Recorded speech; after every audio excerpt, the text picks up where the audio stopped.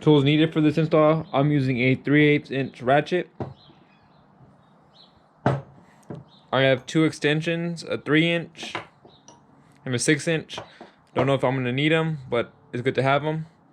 For the insert tool, you're gonna have a 7/16 or a corresponding 11mm for it. You need a 5/32 Allen or the equivalent in metric, a drill for drilling, a insert tool that's included, and I am going to be using 3 drill bits for pilot holes, and so I don't gouge up the metal.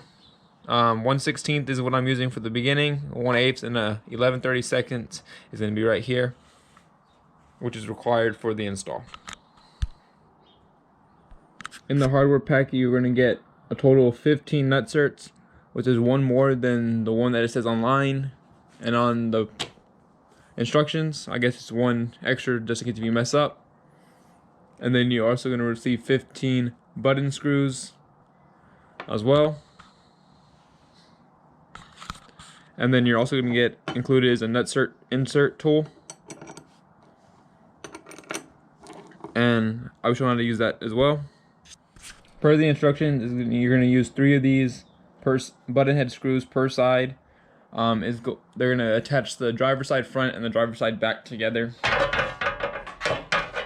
The driver side back are going to be laser etched for corresponding sides and to help you know which side is which. Go ahead and get these fingertip tight.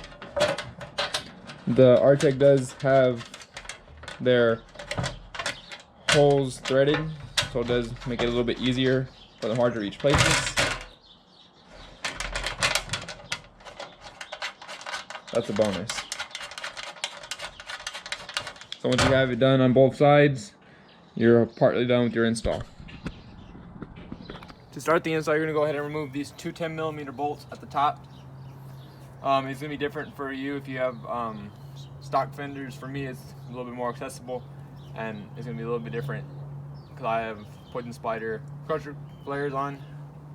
So go ahead and remove these 2 bolts, and then you'll use these 2 bolts to install the inner fender liner.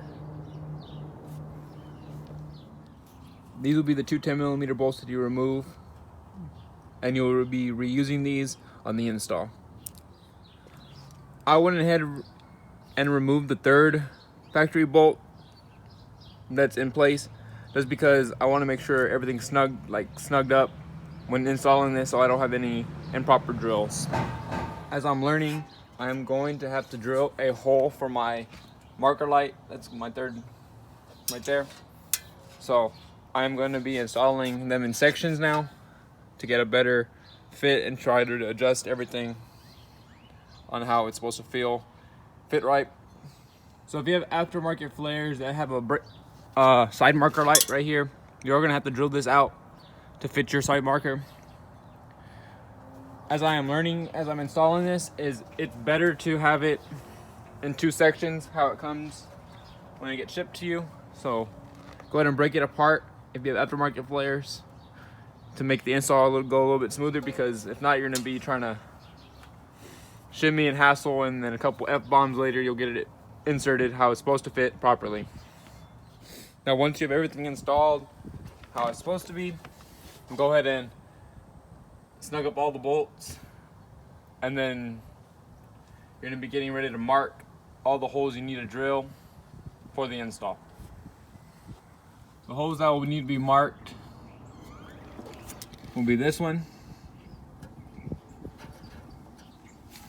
I have 3 holes to drill out. It will be this one right here, and there will be 2 back here, 2 back here. One will be under the subframe, as well as one will be right here.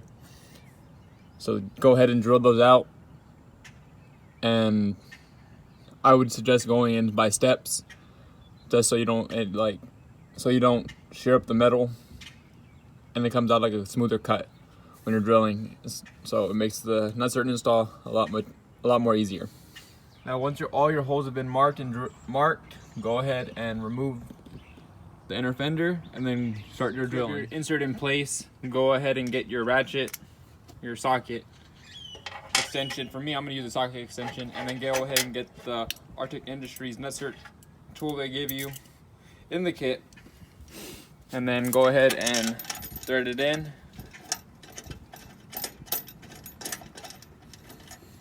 Once you have it threaded in, go ahead and make sure you just do it hand tight, and then go ahead and tighten it so you can crush the nut. And while you're doing that, you will eventually get a crushed nut. And then once you do achieve it, don't over tighten it, because then you could basically strip it and then it'll start moving again, and then you have to break the entire nutsert and start all over. And once that you have all your nutserts in, go ahead and put your inner fender liner back in, and go ahead and make sure everything's snug this time, and make sure you have all your bolts before you snug everything up in, so you don't mess up anything. I'm lucky not to drill this out as of right now because I don't have that drill bit, so I'm just gonna go ahead and finish the install right now. Everything's installed. This will be your final product. Once you have this test fitted and everything is correctly done, go ahead and do it on the other side as well. It's gonna be the same exact steps. And Artec does recommend, since it is aluminum, it is corrosion resistant still, to go ahead and get it powder coated or painted to your liking, just so you can have your own personal touch on it, and it can last a lot longer than a regular aluminum does. Tuning into DIY Jeepers today, and I hope you like the Artec Industries vented inner fender liner install. Make sure you like, comment, subscribe. Thank you.